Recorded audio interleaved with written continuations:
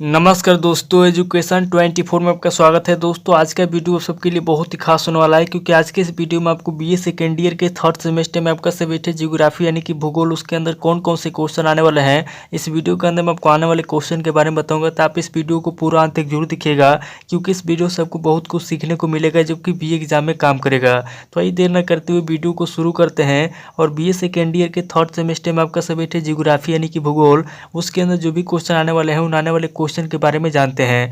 दोस्तों आगे बढ़ने से पहले मैं आपको एक बात बता दूं कि इस वीडियो के अंदर मैं आपको लघु उत्तरीय प्रश्न और दीर्घ उत्तरीय प्रश्न दोनों तरह के प्रश्नों के बारे में बताऊंगा। तो आप इस वीडियो को स्किप किए बिना पूरा देखिएगा, ताकि आपको दोनों तरह के प्रश्नों के बारे में पता चल सके। तो आइए दोस्तों बिना किसी देरी के हम लोग शुरू करते हैं और सबसे पहले लघु उत्तरीय प्रश्नों के बारे में जानते हैं। तो यहाँ पर दोस्तों लघु उत्तरीय प्रश्न में पहले प्रश्न की बात की जाए तो यहाँ पर दोस्तों आपका पहला प्रश्न दिया हुआ है, पर्यावरण भूगोल की प्रकृति एवं उसके अध्ययन पर प्रकाश डालिए।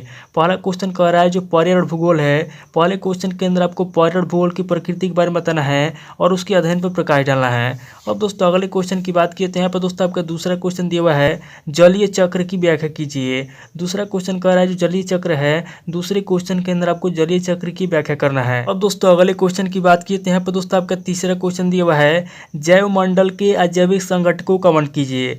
तीसरा क्वेश्चन कह रहा है जो जैव मंडल है, तीसरे क्वेश्चन के अंदर आपको जैव मंडल के अजैविक संघटकों का वर्णन करना है। अब दोस्तों अगले क्वेश्चन की बात की तो यहाँ पर दोस्तों आपका चौथा क्वेश्चन दिया हुआ है, ओजोन अल्पता तथा क्षय का प्रभाव बताइए। चौथा क्वेश्चन कह रहा है जो ओजोन अल्पता है तथा क्षय है, चौथे क्वेश्चन के अंदर आपको ओजोन अल्पता तथा क्षय का प्रभाव बताना है। यानी कि जो ओजोन अल्पता होता है और जो क्षय होता है, इनका क्या प्रभाव होता है, यहाँ पे आपको ओजोन अल्पता तथा क्षय का प्रभाव बताना है। अब दोस्तों अगले क्वेश्चन की बात की तो यहाँ पर दोस्तों आपका पांचवा क्वेश्चन दिया हुआ है, प्रदूषण के स्रोत एवं प्रकारों की विवेचना कीजिए। यहाँ पर दोस्तों पांचों क्वेश्चन कर रहा है जो प्रदूषण है, यहाँ पे आपको सबसे पहले प्रदूषण के स्रोत बताना है कि प्रदूषण के कौन कौन से स्रोत हैं, और यहाँ पर दोस्तों आपको प्रदूषण के प्रकारों की विवेचना करना है। अब दोस्तों अगले क्वेश्चन की बात की तो यहाँ पर दोस्तों आपका छठा क्वेश्चन दिया हुआ है, टिहरी बांध परियोजना पर प्रकाश डालिए। छठा क्वेश्चन कह रहा है जो टिहरी बांध परियोजना है, छठे क्वेश्चन के अंदर आपको टिहरी बांध परियोजना पर प्रकाश डालना है। अब दोस्तों अगले क्वेश्चन की बात की तो यहाँ पर दोस्तों आपका सातवां क्वेश्चन दिया हुआ है, अम्लीय वर्षा क्या है, इसके कारण बताइए। सातवां क्वेश्चन कह रहा है कि अम्लीय वर्षा क्या है, यहाँ पे आपको अम्लीय वर्षा के बारे में बताना है और अम्लीय वर्षा के क्या कारण है, आगे आपको कारण भी बताना है। अब दोस्तों अगले क्वेश्चन की बात की तो यहाँ पर दोस्तों आपका आठवां क्वेश्चन दिया हुआ है, आईपीसीसी से क्या आशय है। आठवां क्वेश्चन कह रहा है कि आईपीसीसी से क्या आशय है, आठवें क्वेश्चन के अंदर आपको आईपीसीसी के बारे में बताना है। अब दोस्तों अगले क्वेश्चन की बात की तो यहाँ पर दोस्तों आपका नवा क्वेश्चन दिया हुआ है, प्रकोप जोखिम की परिभाषा एवं परिणाम बताइए। नवा क्वेश्चन कह रहा है जो प्रकोप जोखिम है, नवे क्वेश्चन के अंदर आपको सबसे पहले प्रकोप जोखिम की परिभाषा बताना है, उसके बाद आगे आपको प्रकोप जोखिम की परिणाम बताना है। अब दोस्तों अगले क्वेश्चन की बात की तो यहाँ पर दोस्तों आपका 10वां क्वेश्चन दिया हुआ है, बाढ़ आपदा के कारणों, प्रभाव एवं रोकथाम के उपायों की विवेचना कीजिए। यहाँ पर दोस्तों 10वां क्वेश्चन कह रहा है जो बाढ़ आपदा है, यहाँ पे आपको बाढ़ आपदा के कारणों के बारे में बताना है, उसके बाद उसके प्रभाव के बारे में बताना है और उसके रोकथाम के उपायों की विवेचना करना है। अब दोस्तों अगले क्वेश्चन की बात की तो यहाँ पर दोस्तों आपके 11वां क्वेश्चन दिया हुआ है, ज्वालामुखी आपदा पर प्रकाश डालिए। 11वां क्वेश्चन कह रहा है ज्वालामुखी आपदा है, 11वें क्वेश्चन के अंदर आपको ज्वालामुखी आपदा पर प्रकाश डालना है। अब दोस्तों अगले क्वेश्चन की बात की तो यहाँ पर दोस्तों आपका 12वां क्वेश्चन दिया हुआ है, सूखे की परिभाषा दीजिए। 12वां क्वेश्चन कह रहा है जो सूखा है, 12वें क्वेश्चन के अंदर आपको सूखे की परिभाषा देना है। अब दोस्तों अगले क्वेश्चन की बात की तो यहाँ पर दोस्तों आपका 13वां क्वेश्चन दिया हुआ है, बाढ़ आपदा क्या है।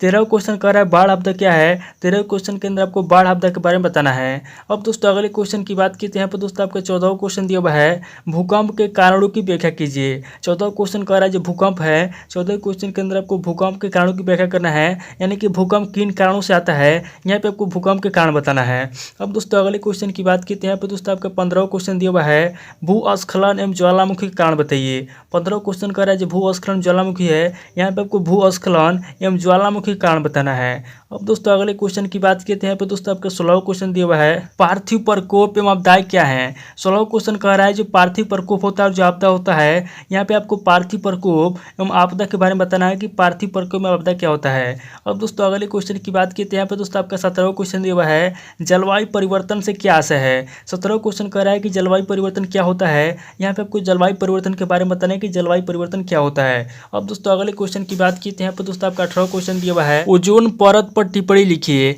18वां क्वेश्चन कह रहा है जो ओजोन परत है, 18वें क्वेश्चन के अंदर आपको ओजोन परत पर टिप्पणी लिखना है। अब दोस्तों अगले क्वेश्चन की बात की तो यहाँ पे दोस्तों आपको 19वां क्वेश्चन क्वेश्चन दिया हुआ है औद्योगिक अपशिष्ट व्यवस्था की विभिन्न समस्याओं को सूचीबद्ध कीजिए।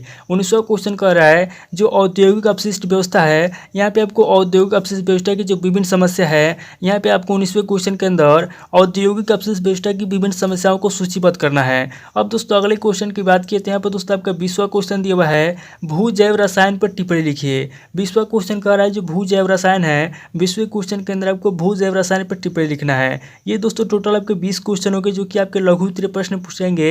अब दोस्तों आगे हम लोग दीर्घ उत्तरीय प्रश्नों के बारे में जानेंगे। तो यहाँ पर दोस्तों दीर्घ उत्तरीय प्रश्नों में पहले प्रश्न की बात की जाए तो यहाँ पर दोस्तों आपका पहला प्रश्न दिया हुआ है भारत के सूखा प्रभावित क्षेत्रों पर प्रकाश डालिए। पहला क्वेश्चन कह रहा है जो भारत के सूखा प्रभावित क्षेत्र हैं, पहले क्वेश्चन के अंदर आपको भारत के सूखा प्रभावित क्षेत्रों पर प्रकाश डालना है।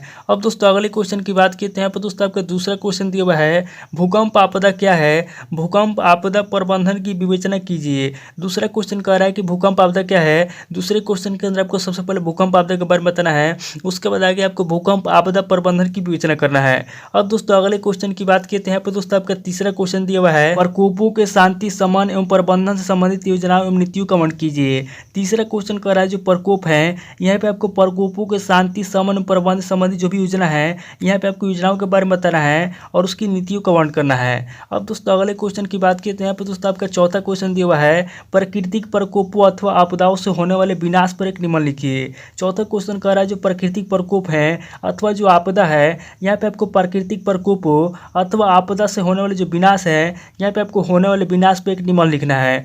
अब दोस्तों अगले क्वेश्चन की बात की तो यहाँ पे दोस्तों आपका पांचवा क्वेश्चन दिया हुआ है ग्रीन हाउस प्रभाव पर प्रकाश डालिए।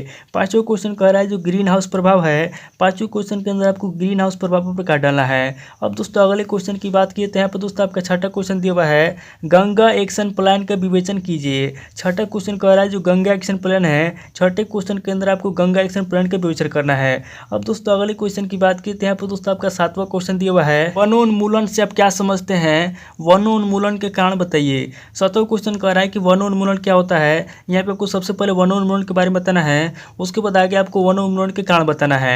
अब दोस्तों अगले क्वेश्चन की बात की तो यहाँ पर दोस्तों आपका 8वां क्वेश्चन दिया हुआ है और दीर्घ उत्तरीय प्रश्न का लास्ट क्वेश्चन दिया हुआ है पारिस्थितिक तंत्र की अवधारणा और इसकी विशेषताओं की विवेचना कीजिए।